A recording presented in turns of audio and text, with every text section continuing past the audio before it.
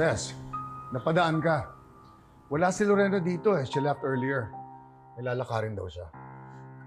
Pasensya na po kay Atty. Constantino, pero kayo po talagang sadya ko. What can I do for you? Makikiusap po sana ako sa inyo na imbes na si Atty. Irang panigan nyo, si Lilet po ang tulungan nyo. Kilala nyo po ang anak ko. Alam ko po na naniniwala kayo na hindi niya magagawang binibintang sa kanya. I'm sorry, Ses. Pero hindi madali yung gusto mong mangyari. I'm the principal managing partner of Keystone. And it is my responsibility na tulungan si Era to pursue the case against Lilet. Ayoko po sanang sumbatan kayo. Pero ipapaalala ko lang po sa inyo na si Lilet ang tumulong kay Ino para ma-acquit siya.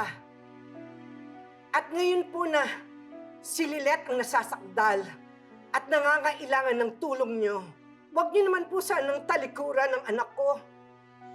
Hindi po kriminal si Lilet. Bukod po kay Atty. Meredith, biktima din po ang anak ko.